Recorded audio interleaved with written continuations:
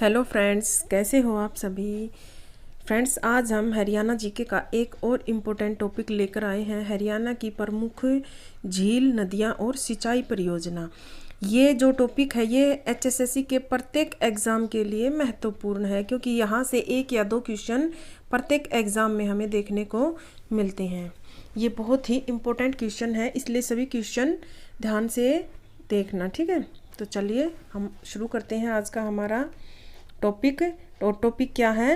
हरियाणा की प्रमुख झीलें। ये बहुत ही इम्पोर्टेंट टॉपिक है, क्योंकि झीलों से काफ़ी बार क्वेश्चन जो है प्रीवियस ईयर एग्ज़ाम्स अगर आप उठाकर देखोगे तो उनमें लगभग प्रत्येक एग्ज़ाम में झील, नदी, नहरें, सिंचाई परियोजना, इनमें से एक या दो क्वेश्चन ज़रूर मिल जाते हैं, ठीक है। तो चलिए हम शुरू करते हैं आज का हमारा टॉपिक। हरियाणा की सबसे बड़ी झील कौन सी है? हरियाणा की सबसे बड़ी झील कौन सी है? ये है दमदमा झील। और ये कहाँ पर है? ये गुरुग्राम में है। और ये कितने एकड़ में फैली हुई है? ये क्वेश्चन भी एक बार पूछा हुआ है एग्जाम में कि दमदमा झील जो है वो कितने एकड़ में फैली हुई है। तो जो दमदमा झील है ये 3000 एकड़ में फैली हुई है। तो फिर 3000 एकड़ में है तो आप देख सकते हो कि ये काफ़ी जो है बड़ी झील है, ठीक है। नेक्स्ट, अलबेरुनी की पुस्तक किताब उल हिंद है। अलबेरुन की पुस्तक कौन सी है? उल हिंद, लेकिन इसका पूरा नाम है किताब उल हिंद में राज्य की किस झील का जो है वर्णन किया गया है? जो ब्रह्मा सरोवर झील है कुरुक्षेत्र में, इसका वर्णन जो है अलबेरुनी ने किया है। और इस झील को हरियाणा की सबसे पुरानी झील भी माना जाता है, क्योंकि आप देख सकते हो कि अलबेरुनी ने भी जो है इसका वर्णन किया है। राज्य में प्राकृतिक पानी की सबसे बड़ी झील, तो ये है भिंडावास, जो कि है झज्जर में। यानी कि ये एक बिल्कुल नेचुरल पानी की झील है। और यह झील जो है सबसे बड़ी आर्द्र भूमि की झील भी है हरियाणा की। आर्द्र भूमि की हरियाणा की दो झीलें हैं, लेकिन जो आर्द्र झीलें हैं उनमें ये सबसे बड़ी आर्द्र जो है झील है, सबसे बड़ी हरियाणा की। और इस झील में जो है द्वीप भी हैं, यानी कि झील के बीच में उभरी हुई जो है जमीन है, यानी कि द्वीप है इसके बीच में। और यह हरियाणा की एकमात्र ऐसी झील है जहाँ पर रात्रि निवास भी है। ये क्वेश्चन भी एक बार पूछा हुआ है एचएसएससी के द्वारा कि हरियाणा की एकमात्र झील कौन सी है जहाँ पर रात्रि निवास की व्यवस्था है, तो वो है इस भिंडावास झील में। वैसे झज्जर में एक झील और भी है बच्चों, और वो है खप्परवास। भिंडावास, खप्परवास, यानी जिन दोनों के लास्ट में वास लगा हुआ है वो दोनों कहाँ की झील हैं? वो झज्जर की झीलें हैं, ठीक है। और ये जो हमने अभी पढ़ा था ना ये दमदमा झील के बारे में, ये जो दमदमा झील है ये हरियाणा की एक तो सबसे बड़ी है, और एक जो है ये सबसे बड़ी प्राकृतिक झील भी है। ऐसे भी आ सकता है क्वेश्चन कि सबसे बड़ी जो प्राकृतिक झील है वो कौन सी है। और ये प्राकृतिक पानी की सबसे बड़ी झील है। ये छोटी छोटी बातें हैं बेटा, इनमें आप कंफ्यूज मत होना, इनको ध्यान रखना, ठीक है। नेक्स्ट है, राज्य में सर्वाधिक पर्यटन किस झील को देखने के लिए आते हैं? तो ये आते हैं सर्वाधिक पर्यटन जो बड़खल झील है फरीदाबाद में, उसको देखने के लिए। और अगर क्वेश्चन ये आ जाए कि किस झील को देखने के लिए सबसे ज़्यादा विदेशी पर्यटक आते हैं, तो भी हमारा आंसर यही हो जाएगा, ठीक है। नेक्स्ट, राज्य में सर्वाधिक प्रवासी पक्षी किस झील में आते हैं? प्रवासी पक्षी सबसे ज़्यादा कौन सी झील में आते हैं? तो ये आते हैं सुल्तानपुर झील में। और ये सुल्तानपुर झील कहाँ पे है? ये गुरुग्राम में है, ठीक है। राज्य सिंचाई विभाग द्वारा 1947 में बाढ़ की समस्या व भूमि के कटाव को रोकने के लिए किस झील का निर्माण किया गया? तो भूमि कटाव को रोकने के लिए और बाढ़ की समस्या से निपटने के लिए किस झील का जो है निर्माण किया गया? तो ये किया गया था बड़खल झील फरीदाबाद में। सरस्वती की 7 नदियों का मिलन स्थल किस झील को कहा जाता है? 7 नदियों का मिलन स्थल जो है ये कहा जाता है सन्निहित झील। और ये है कहाँ पे? कुरुक्षेत्र में है सन्निहित झील। इसको 7 नदियों के मिलन का स्थल कहा जाता है। राज्य में 10वीं सदी में निर्मित झील सूरजकुंड झील, इसको किसने बनाया था? तो इसको बनाया था सूरजमल तोमर ने, और ये कब बनाई थी? 10वीं सदी में। नेक्स्ट, राज्य में किस झील को खूनी झील के नाम से जाना जाता है? खूनी झील के नाम से तो ये जाता है बड़वाड़ी झील, और ये बड़वाड़ी झील कहाँ पे है? फरीदाबाद में। और इसको किस झील के नाम से जाना जाता है? इसको खूनी झील के नाम से जो है जाना जाता है। अब ये गुरुग्राम की और कुछ झीलें दी गई हैं, जैसे कि दमदमा झील, ये हम पहले पढ़ चुके हैं कि ये जो है हरियाणा की सबसे बड़ी झील है, और ये 3000 एकड़ में फैली हुई है जो दमदमा झील है ये। और ये सबसे बड़ी प्राकृतिक झील है। और सबसे बड़ी प्राकृतिक पानी की झील कौन सी है? वो हमने अभी पढ़ा था ऊपर, तो वो है भेंडावास। अच्छा, खलीलपुर झील, ये खलीलपुर झील कहाँ है? ये भी है सोना में, और सोना कहाँ पे है? गुरुग्राम में। एक सुल्तानपुर झील फरुखनगर में, ये भी गुरुग्राम में है। एक बसई झील भी है, बसई झील भी कहाँ पर है? गुरुग्राम में। और मैंने आपको बताया था कि 2 आर्द्रभूमि वाली झीलें हैं, उनमें एक मैंने बताया था सबसे बड़ी जो आर्द्रभूमि की है वो भिंडावास, और जो दूसरी है आर्द्रभूमि की तो ये है बसई वाली। और ये बसई वाली कहाँ पे है? बसई झील, ये भी गुरुग्राम डिस्ट्रिक्ट में है। राज्य की किस झील में स्नान करने से, क्वेश्चन क्या है? राज्य की किस झील में स्नान करने से भटकती हुई आत्माओं को शांति मिलती है? ये देखिए, भटकती हुई आत्माओं को शांति कहाँ मिलती है? सन्निहित झील, जो कि कहाँ पे है? कुरुक्षेत्र में। और इसमें क्या है, अभी हमने ऊपर पढ़ा था कि का मिलन होता है यहाँ पर सरस्वती की 7 नदियों का मिलन होता है। ये क्वेश्चन अभी हमने किया था, वो इसी के बारे में था, सन्निहित झील के बारे में। ठीक है, बड़खल झील, सूरजकुंड झील और धौज झील और बड़वाड़ी झील, ये झीलें कहाँ पे हैं? ये झीलें हैं फरीदाबाद में। कौन कौन सी झील है फरीदाबाद में?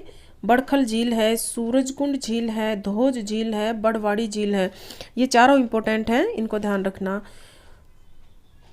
ये चारों कहाँ पर हैं? फरीदाबाद ज़िले में।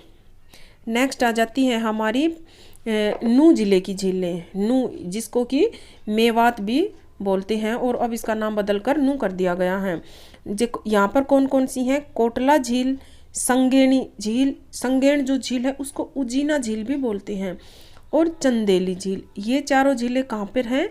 ये चारों झीलें जो हैं नू ज़िले में मिलती हैं, यानी कि मेवात भी मिल सकता है आपको ऑप्शन में, मेवात में मिलती हैं। कुरुक्षेत्र में ब्रह्म सरोवर झील कहाँ पे है? ये कुरुक्षेत्र में है। ब्रह्म सरोवर झील कहाँ पे है? कुरुक्षेत्र में है।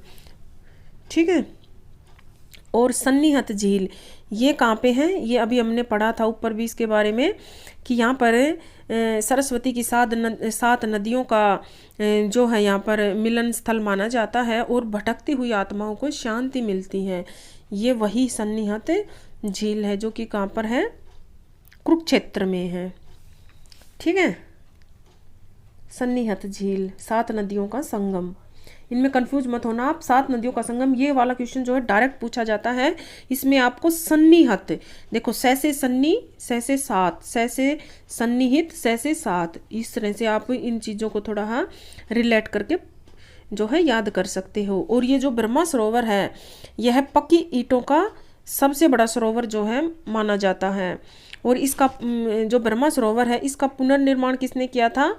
इसका पुनर्निर्माण लर्किन नामक एक अंग्रेज ने किया था।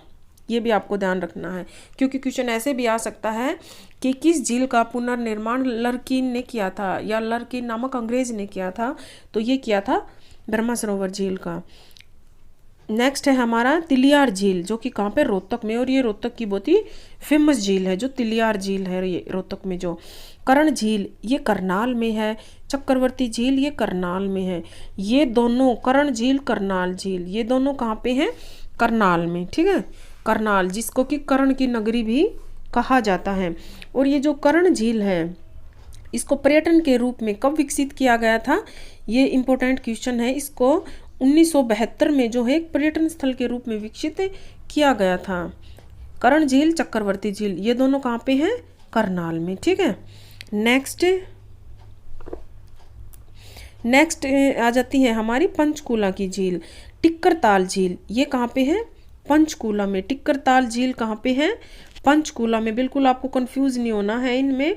अगर वीडियो को आप 2-4 बार कंटिन्यू देखोगे तो ये आपको थोड़ा सा आइडिया आ जाएगा और याद हो जाएंगी, ठीक है। क्योंकि ये झीलों का जो टॉपिक है बहुत ही इम्पोर्टेंट है एग्जाम के पॉइंट ऑफ व्यू से, ठीक है। याद रखना आपको। बुलबुल झील, बुलबुल झील जो है ये जींद में पाई जाती है। चिल्का झील, चिल्का झील है फतेहाबाद में। इसको चिल्ली झील, चिल्ली झील भी बोलते हैं, चिल्का नहीं है, ये चिल्ली झील है।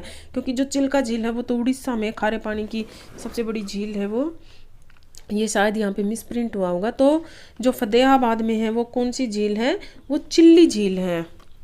ब्लू बर्ड झील ये कहाँ पे है, हिसार में। ब्लू बर्ड झील कहाँ पे है, हिसार में। और एक अमटी का तालाब भी है जो कि हांसी में है।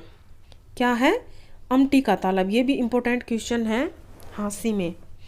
ओट्टू झील, ओट्टू झील कहाँ पे है, ओट्टू झील है सिरसा में। और ये जो ओट्टू झील है इसे धनुर झील भी कहते हैं। ओट्टू झील धनुर झील, ठीक है। क्या कहते हैं, धनुर, ठीक है, धनुर झील भी कहते हैं ओट्टू झील को। तो कोई भी नाम मिल सकता है आपको कि धनुर झील कहाँ पे है या ओट्टू झील कहाँ पे है। तो ये है कहाँ पे, सिरसा में। राज्य का सबसे बड़ा वह पक्का तालाब ब्रह्मा सरोवर, ये मैं आपको बता चुकी हूँ। सबसे बड़ा जो है पक्की ईंटों से बना हुआ सरोवर है ये जो ब्रह्मा सरोवर है कुरुक्षेत्र में, ये वाला, ठीक है। नेक्स्ट है बीबीपुर व नजफगढ़ नामक जिले हरियाणा के किस प्राकृतिक मैदान में हैं।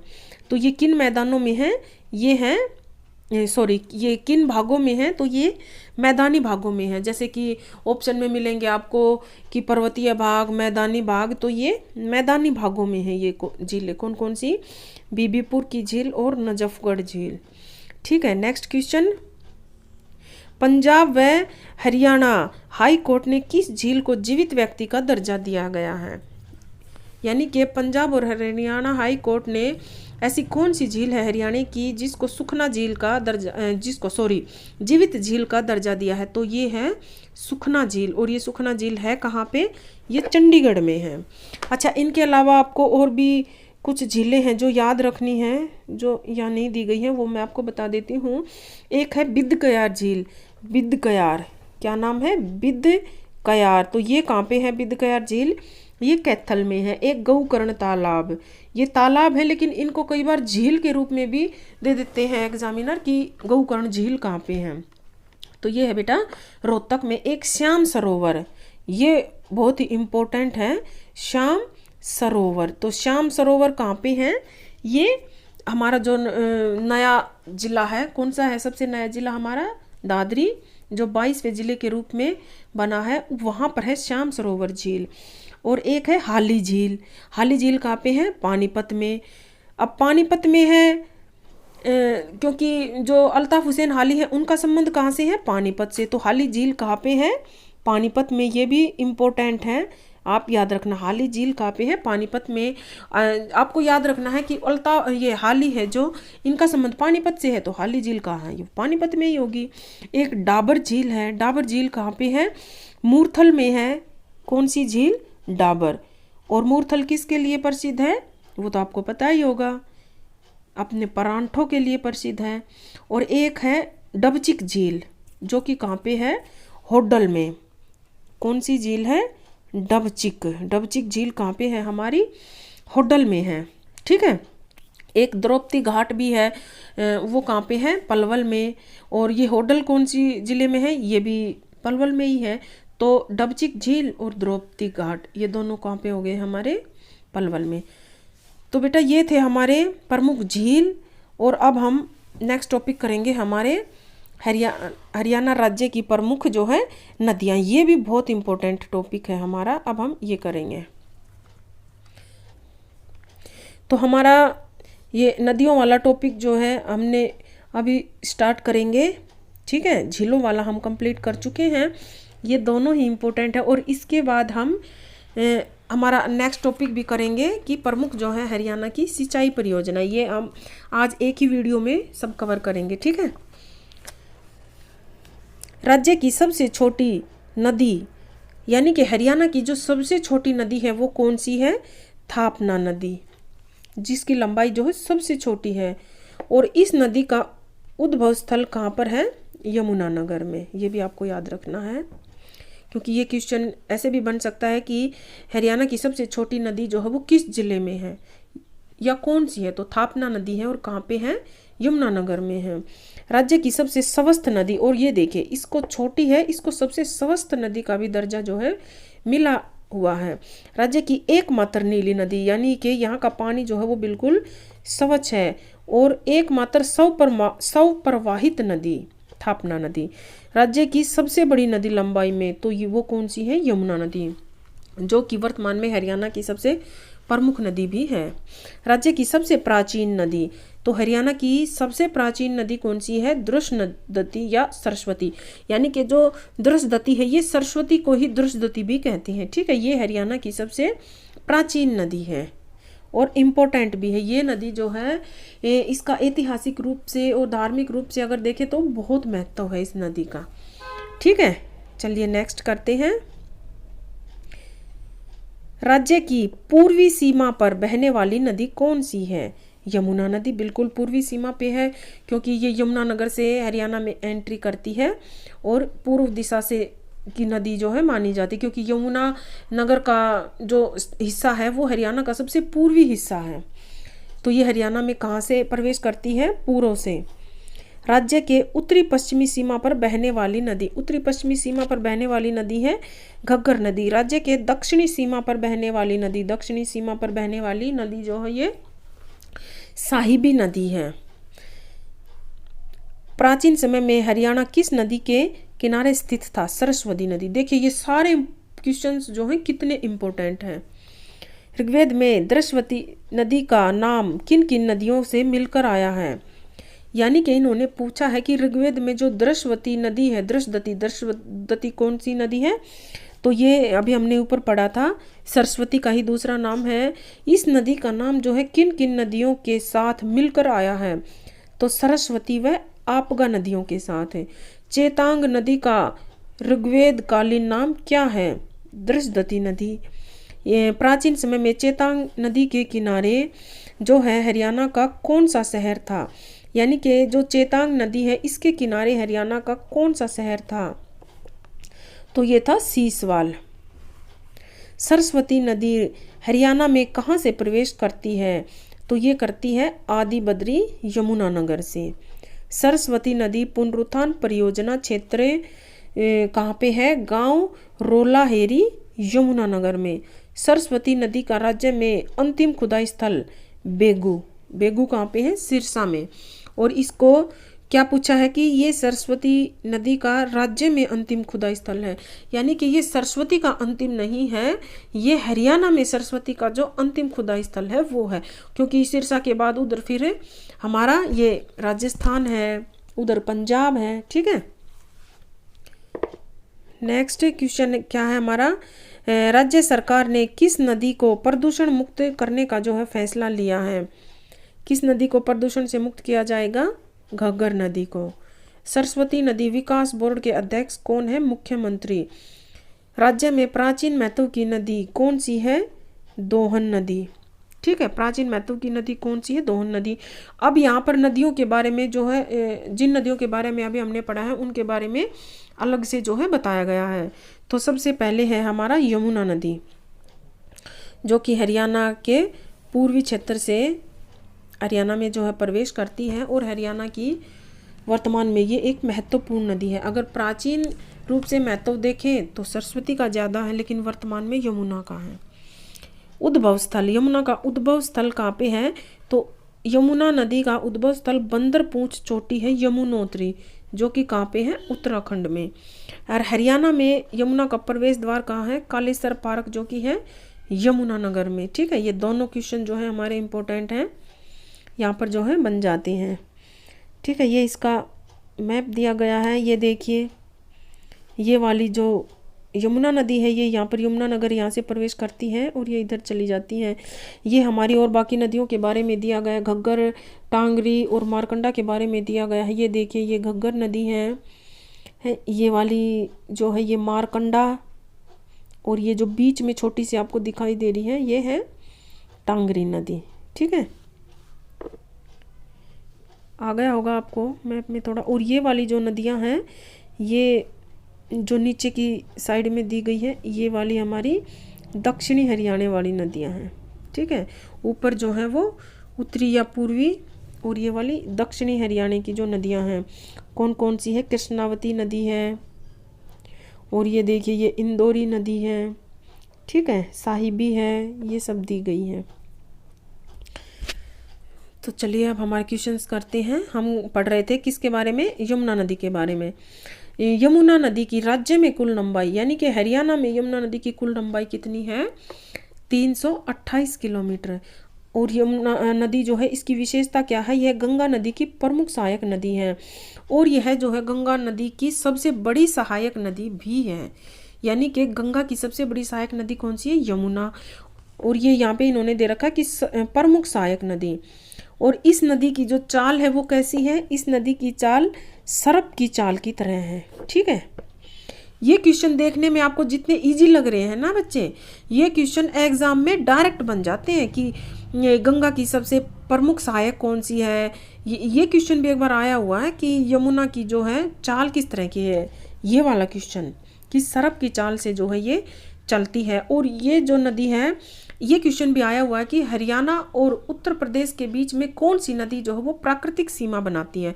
तो अभी जैसे मैंने आपको मैप में दिखाया था ना कि ये देखिए ये बिल्कुल ही, ये इधर हरियाणा हो गया और ये इधर उत्तर प्रदेश हो गया, ठीक है।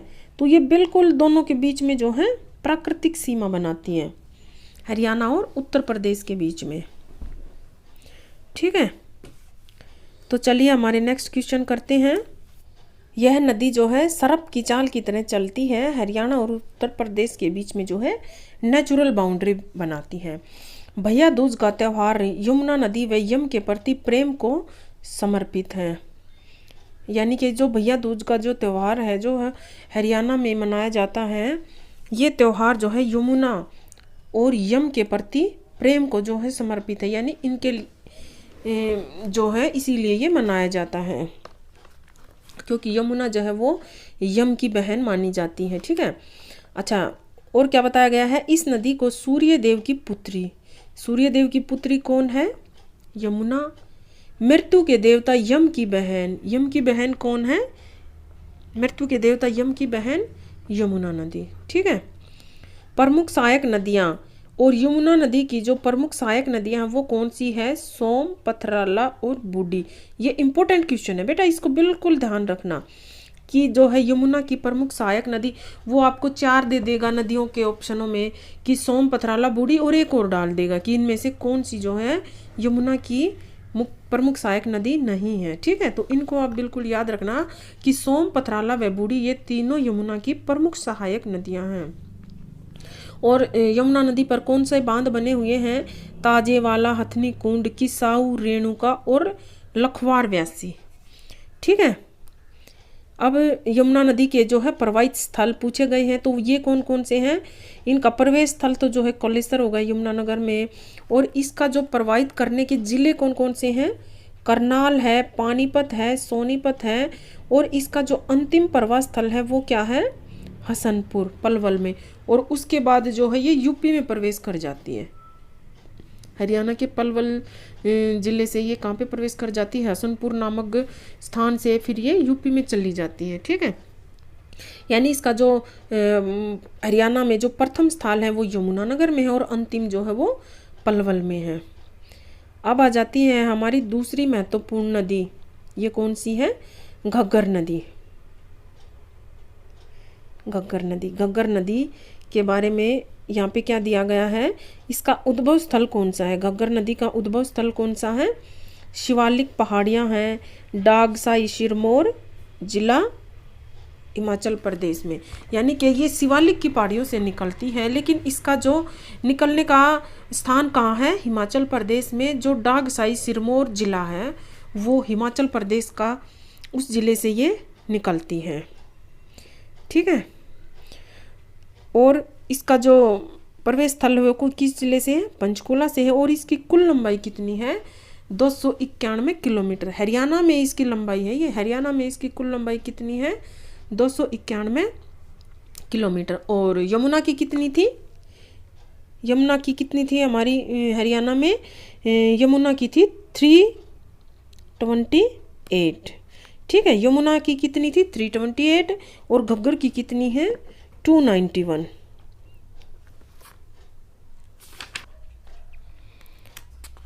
हमारी घग्गर नदी की जो है कुल लंबाई कितनी है? 291 किलोमीटर। अब ये देखिए, घग्गर नदी का इन्होंने कहा पूछा है कि प्रवाह स्थल कितना है। तो घग्गर नदी का प्रवाह स्थल किन किन जिलों में है? पंचकुला, अंबाला, कैथल, फतेहाबाद और सिरसा। पंचकुला, अंबाला, कैथल, फतेहाबाद और सिरसा, ये क्या है? हमारी घग्गर नदी जो है इन जिलों में से प्रवाहित होती है। और घग्गर नदी पर जो प्रमुख बांध है वो कौन सा है? कौशल्या बांध। और ये किस जिले में है? पंचकुला में। कौशल्या बांध कहाँ पर है? पंचकुला में। दूसरा है छामला बांध, दीवानवाला, दनग्राना व वीरराज बांध। वीरराज बांध कहाँ पे है? ये ओट्टू बांध जो कि सिरसा में है। और ओट्टू झील के बारे में भी हमने पढ़ा था, वो भी सिरसा में थी। तो ये वही है, वहीं पर जो पानी को जैसे कि बैराज में जो रोक लिया जाता है ना पानी को, उसी को वो ओट्टू झील बोला गया है। और उस यही है वो ओट्टू बैराज भी इसको बोला गया है। तो ये कहाँ पर है? सिरसा में। जो घग्गर नदी के छोटे छोटे नाले हैं उनको क्या कहा जाता है? Very important question. घग्गर नदी के जो छोटे छोटे नाले हैं उनको चो कहा गया है। घग्गर द्वारा निर्मित बाढ़ का मैदान नेली कहलाता है। ये बच्चों वो क्वेश्चन है जो एग्जाम में आए हुए हैं यहाँ से डायरेक्ट। ठीक है, घग्गर नदी को पाकिस्तान में हाकरा नदी के नाम से जाना जाता है। घग्गर नदी को पाकिस्तान में किस नाम से जाना जाता है? हाकरा, हाकरा या हाकड़ा। राज्य सरकार ने इस नदी को पूर्णतः प्रदूषण मुक्त करने का लक्ष्य जो है रखा है। ये क्वेश्चन हमने ऊपर भी किया था कि हरियाणा सरकार ने किस नदी को पूर्णतः प्रदूषण मुक्त रखने का जो है अपना लक्ष्य रखा है। तो वो किसका रखा है? घग्गर नदी का। एक बार मैं आपको ये फिर से रिवाइज करवा देती हूँ ये वाले क्वेश्चन, क्योंकि ये मोस्ट इंपॉर्टेंट है, ये जो नोट करके यहाँ पर डाले गए हैं ये। ठीक है, घग्गर नदी छोटे छोटे नाले जो हैं उनको चो कहा जाता है।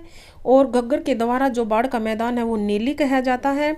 घग्गर नदी को पाकिस्तान में हाकड़ा कहा जाता है। और राज्य सरकार ने किस नदी को पूर्णतया प्रदूषण मुक्त रखने का लक्ष्य रखा है? तो वो रखा है घग्गर नदी को। ठीक है, पूर्णतया प्रदूषण मुक्त का लक्ष्य जो है इसको रखा गया है।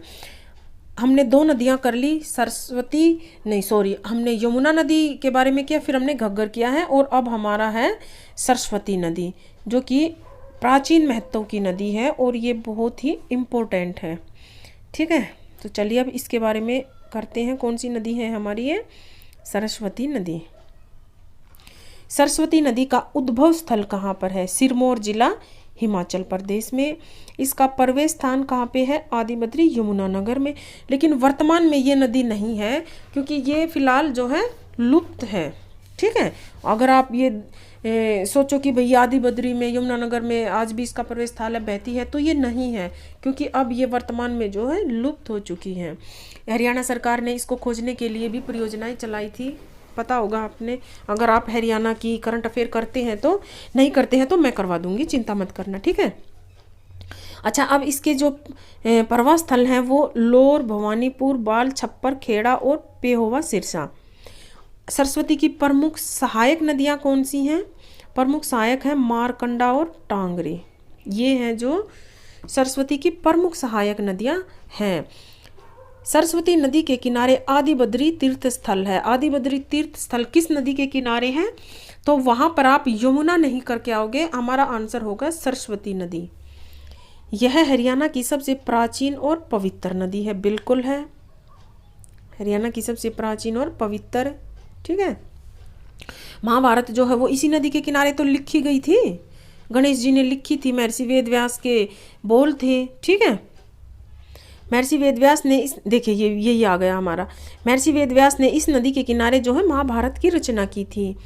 मुगले वाले गांव यमुनानगर में सरस्वती नदी की खुदाई का काम प्रारंभ हुआ। सरस्वती नदी को खोजने के लिए सरकार ने जो प्रयास किए थे उसके जो है जो प्रमाण जो मिले थे, जमीन में जो खुदाई की थी तो मुगला वाली गांव में इसके जो है प्रमाण वो मिले थे।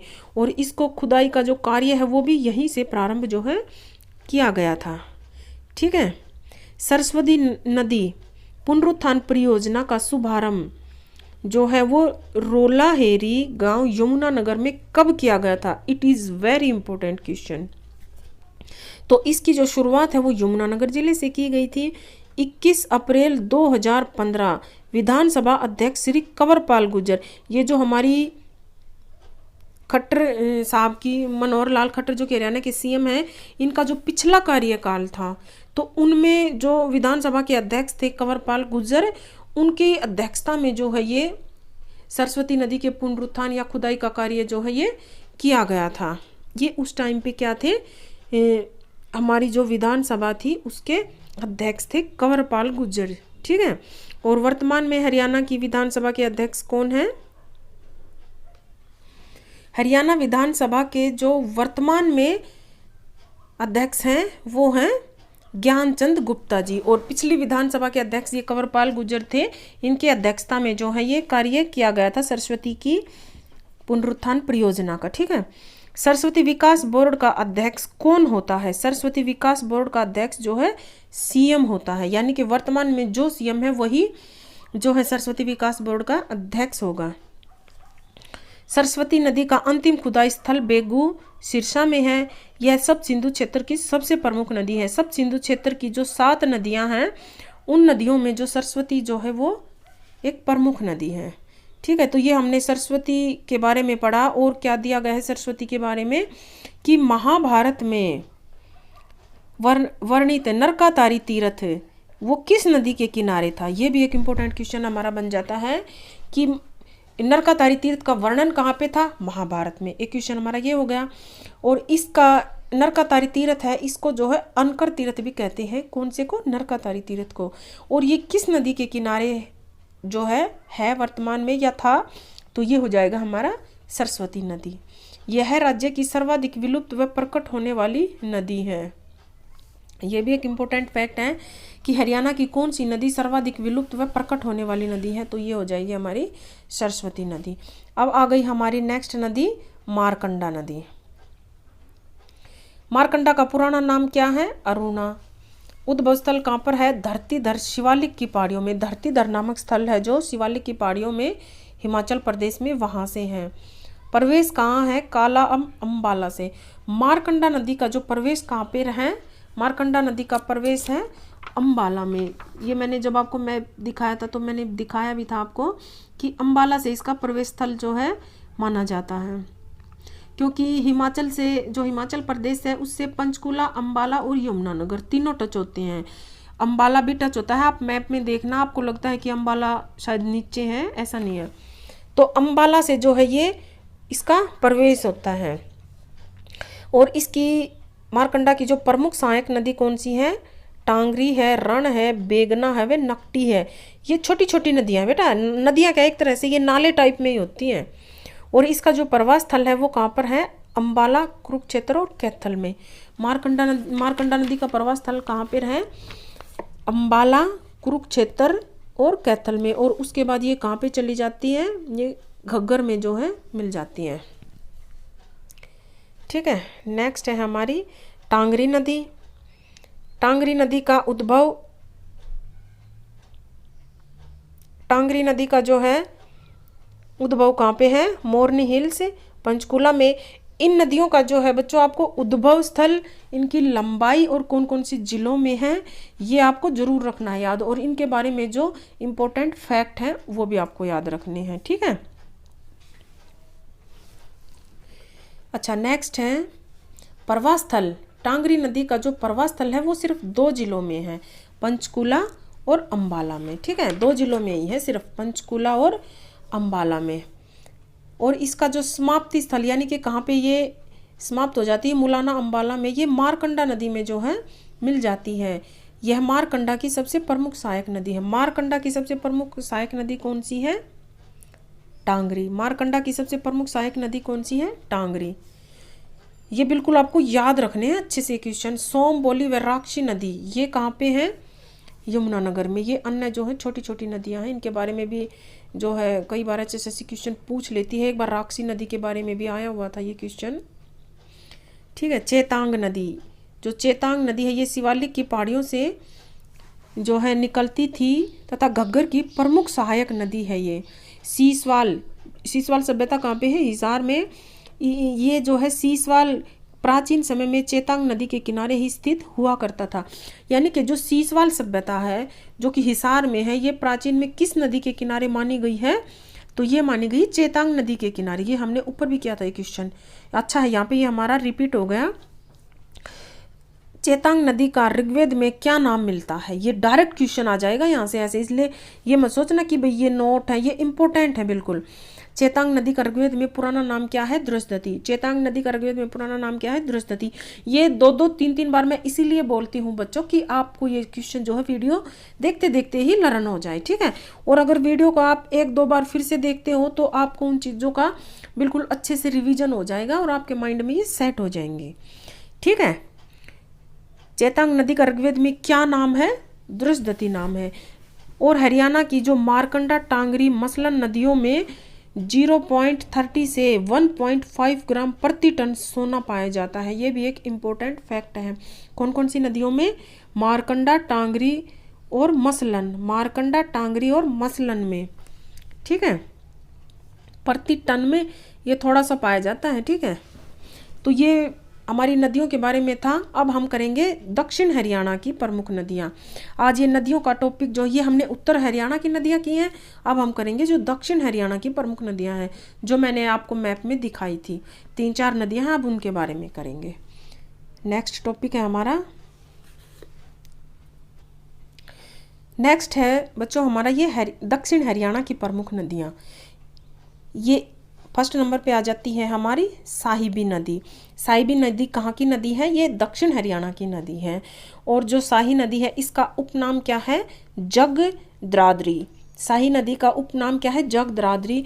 और इसका वैदिक कालीन नाम यानी कि इसका जो पुराना नाम क्या है साहिबी का? तो वो है दृष्टदंती नदी, ठीक है। और इसका उद्भव स्थल कहाँ पर है? इसका उद्भव स्थल है मनोहरपुर व जीतगढ़, बैरोड, अलवर, मेवात की पहाड़ियों से जो है इसका, यानी कि राजस्थान की जो मेवात की पहाड़ियाँ हैं, मेवाती पहाड़ियों से ये अलवर, बैरोड, ये राजस्थान में अलवर से जो है इसका उद्गम है। और इसका प्रवेश कोट कासिम के निकट अकोली गांव से जो है इसका, कोट कासिम के निकट अकोली गांव से रेवाड़ी में इसका जो है प्रवेश है। यानी कि इसका प्रवेश किस नदी से है? रेवाड़ी से। नेक्स्ट है इसका प्रवास स्थल। इसका प्रवास स्थल क्या है? रेवाड़ी, खलीलपुर, पटौदी, झज्जर और रोहतक। और इस नदी पर जो प्रमुख बांध है वो कौन सा है? मसानी बांध। और साहिबी नदी की प्रमुख सहायक नदी कौन सी है? इंदौरी।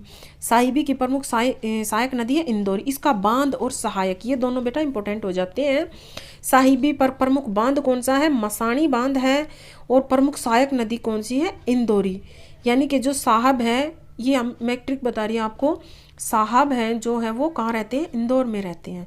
यानी कि साहिबी की प्रमुख सहायक नदी इंदौरी है। आप किसी भी तरह याद कर लीजिए। अगर आपको कोई ट्रिक लगानी है तो ट्रिक लगाइए, डायरेक्ट याद करना है तो डायरेक्ट करिए, लेकिन करिए ज़रूर। और इसका जो अपवास स्थल है वो कितना है? 198 किलोमीटर, ठीक है। सेकंड नदी है हमारी दक्षिण हरियाणा की, हमने साहिबी की है। अब हमारी नेक्स्ट है इंदौरी नदी। इसका उद्भव स्थल कहाँ पे है? इंदौर गांव नू कस्बा के निकट, इंदौरी किले के पास, मेवात की पहाड़ियों से। अब देखिए साहिबी का उद्गम कहाँ था? वो भी मेवात की पहाड़ियों से था। और इंदौरी का उद्गम कहाँ है? वो भी मेवात की पहाड़ियों से। और ये इंदौरी जो है ये प्रमुख सहायक नदी किसकी है? साहिबी की, ठीक है। और इसका प्रवास स्थल कहाँ पे है? इसका है नू, रेवाड़ी और पटौदी। ये जो पटौदी है ये हमारे गुरुग्राम जिले में आता है, ठीक है। तो इसके बारे में बस इतना ही है। नेक्स्ट है हमारी दोहन नदी। दोहन नदी का उद्गम स्थल क्या है? नीम का थाना। यानी कि ये जयपुर की पहाड़ियों से जो है निकलती है, या नीम का थाना। और इसका प्रवेश स्थल कहाँ पे है? महेंद्रगढ़ जिले से। यह हरियाणा की प्राचीन महत्व की नदी है। हरियाणा की प्राचीन महत्व की नदी कौन सी है? दोहन नदी। बिल्कुल याद रखना है, हरियाणा की प्राचीन महत्व की नदी कौन सी है? दोहन नदी। एक मान्यता के अनुसार यह नदी भृंगु ऋषि की पत्नी दिव्या पोलिमा के नेत्रों से निकलती है। वैसे ये मान्यता है, सच्चाई तो क्या है किसको क्या पता, लेकिन क्वेश्चन यहाँ से इम्पोर्टेंट जो है हमारे दोहन नदी से काफ़ी बार एग्जामों में बन जाते हैं। और ये क्वेश्चन भी यहाँ पे बन सकता है कि भृगु ऋषि की पत्नी दिव्या पोलिमा के नेत्रों से कौन सी नदी निकलती है, तो कौन सी निकलती है, दोहन नदी निकलती है। नेक्स्ट है हमारी कृष्णावती नदी। इसका उद्गम स्थल कहाँ है, जयपुर की पहाड़ियाँ नीम के थाने से। प्रवेश स्थल कहाँ है इसका, बदांती व दोस्तपुर गांव नारनौल से। ठीक है, नारनौल कहाँ पे, महेंद्रगढ़ में, यानी कि ये भी महेंद्रगढ़ से ही प्रवेश करती है हरियाणा में। यह नदी हरियाणा के दक्षिणी भाग से प्रवेश करती है। प्रवास स्थल कौन कौन सा इसका, एक तो नारनौल, नीम का थाना, रेवाड़ी, कोसली, झज्जर, सुरेती व छुच्छकवास, ये जो है इसके प्रवास स्थल है, यहाँ पे ये बहती है। अच्छा, नेक्स्ट क्या बताया है इन्होंने, ऋग्वेद में किन दो नदियों के साथ मिलकर दृष्टवती नदी का वर्णन मिलता है, तो वो मिलता है सरस्वती व आपगा नदी। यानी कि ऋग्वेद में कौन सी दो नदियों के साथ मिलकर दृष्टवती नदी का वर्णन मिलता है, सरस्वती व आपगा नदी। ये था हमारा नदियों का प्रमुख टॉपिक। और अब हम सिंचाई परियोजना करेंगे। हरियाणा की जो है प्रमुख सिंचाई परियोजना, ये एक छोटा सा टॉपिक है सिंचाई परियोजना वाला, इसको भी साथ साथ में कंप्लीट कर ही लेते हैं। नदियाँ हो गई हमारी, झीलें हो गई, सिंचाई परियोजना वाला भी कर लेते हैं। ठीक है, प्रमुख सिंचाई परियोजना कौन सी है हरियाणा की, जवाहरलाल नेहरू उत्थान सिंचाई परियोजना। कौन सी, जवाहरलाल नेहरू उत्थापक सिंचाई परियोजना, कहाँ पे है, महेंद्रगढ़ में। लोहारू उत्थापक सिंचाई परियोजना कहाँ पे है, भिवानी में। और जो लोहारू उत्थापक सिंचाई परियोजना है इसका अन्य क्या नाम है, इंदिरा गांधी नहर। यानी कि जो लोहारू उत्थापक सिंचाई परियोजना है उसका अन्य नाम इंदिरा गांधी नहर भी है। और इसकी कुल लंबाई कितनी है, 225 किलोमीटर है। सिवानी उत्थापक परियोजना किस जिले में है, भिवानी जिले में। जूही नहर उत्थापक सिंचाई परियोजना भिवानी जिले में। नांगल उत्थापक सिंचाई परियोजना अंबाला में। बिल्कुल कंफ्यूज नहीं होना है आपको, सिवानी और जूही नहर उत्थापक सिंचाई परियोजना है, ये दोनों है भिवानी में। और नांगल उत्थापक सिंचाई परियोजना कहाँ पर है, ये है हमारी अंबाला में। ठीक है, नांगल उत्थापक सिंचाई परियोजना कहाँ पे है, अंबाला में। लिफ्ट सिंचाई योजना लागू करने वाला हरियाणा जो है एशिया का प्रथम राज्य है। ये देखिए यहाँ पे कितना इम्पोर्टेंट हो जाता है ये टॉपिक कि ये क्वेश्चन आएगा, ऐसे आ सकता है ये कि भारत का कौन सा ऐसा राज्य है जहाँ पर लिफ्ट सिंचाई योजना लागू हुई, तो वो हमारा आंसर हो जाएगा हरियाणा।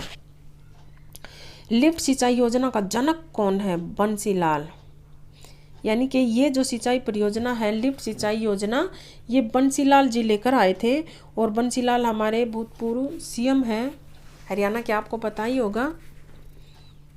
अब तो इनकी डेथ हो चुकी है नहीं है, लेकिन इनको हरियाणा का जो है लौह पुरुष कहा जाता है, हरियाणा का निर्माता कहा जाता है, क्योंकि इन्होंने हरियाणा के लिए बहुत अच्छे अच्छे काम किए थे और इन्होंने हर गांव तक बिजली पहुंचाई थी, इसके लिए भी इन्हें जाना जाता है।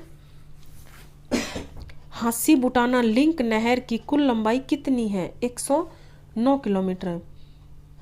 और हांसी बुटाना जो लिंक नहर है 109 किलोमीटर निकाली गई है, ये कहाँ से, ताजेवाला हैंड यमुनानगर से। ठीक है, और हरियाणा में निर्मित नई नहर कौन सी है, मेवात फीडर कैनाल। यानी कि हरियाणा में निर्मित जो नई नहर है, यहाँ से क्वेश्चन जरूर बनेगा आने वाले एग्जाम्स में, इसको बिल्कुल अच्छे से करना कि हरियाणा में निर्मित नई नहर कौन सी है, मेवात फीडर कैनाल। यानी कि ये मेवात के लिए है। और इसकी जो कुल लागत कितनी है, तो इसकी तो लागत भी भाई काफ़ी ज़्यादा है, 666 करोड़। ठीक है, काफ़ी ज़्यादा लागत है इसकी। प्राचीन समय में राज्य में सिंचाई वाली जमीन को चाही कहा जाता था। प्राचीन समय में राज्य में सिंचाई वाली जमीन को क्या कहा जाता था, चाही कहा जाता था। राज्य में वर्षा पर आधारित खेती को क्या कहते हैं? बारानी कहा जाता है।